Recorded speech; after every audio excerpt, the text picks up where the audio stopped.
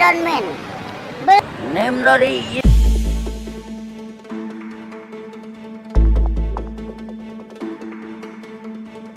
Kamu pasti sudah tidak asing lagi kan dengan sebutan Laut Merah?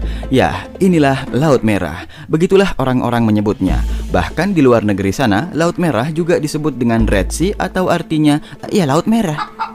Ya nggak usah marah. Tapi saat saya melihat laut ini, kok warnanya tidak merah? Airnya sama aja seperti air laut pada umumnya. Lah terus kenapa itu disebut Laut Merah? Apakah dulunya airnya pernah merah?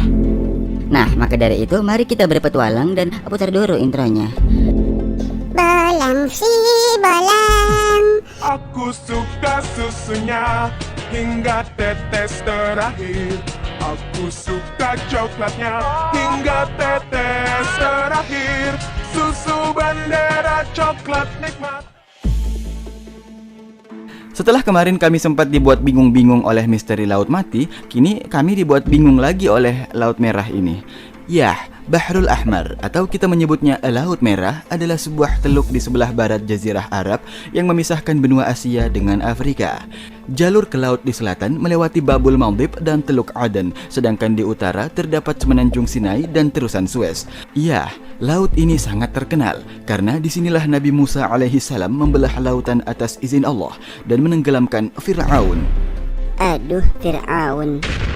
Pemirsa yang beriman, laut ini memiliki jarak terlebar berjarak 300 km dan panjangnya 1900 km dengan titik terdalam 2500 meter.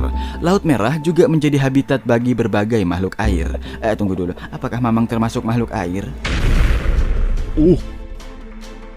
Laut Merah juga terkenal memiliki air yang lebih hangat tetapi sangat-sangat asin, bahkan menjadi salah satu yang paling asin di bumi.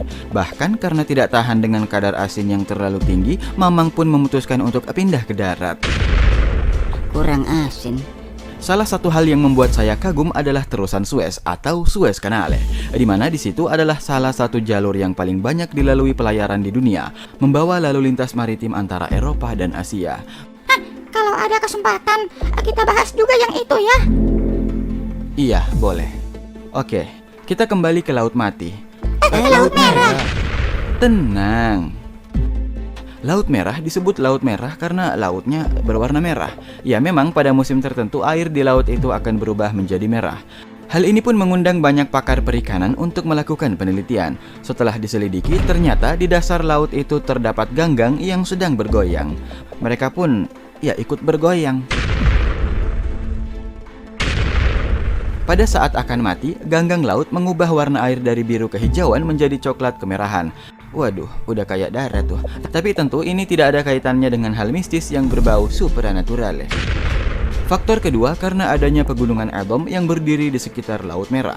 Pegunungan ini memiliki tanah yang merah, sehingga seringkali ia memantulkan warna tersebut ke air laut. Maka tampaklah merah di permukaan air laut tersebut. Pemirsa yang beriman, maka dari sinilah Laut Merah disebut dengan Red Sea atau Bahrul Ahmar yang artinya ya Laut Merah. Ya gitu aja sih. Gimana, apakah masih ada pertanyaan lain seputar Laut Merah?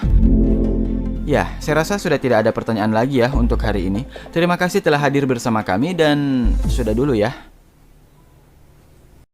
Ya udah selesai. Apa yang kalian tunggu? Kuenya mana?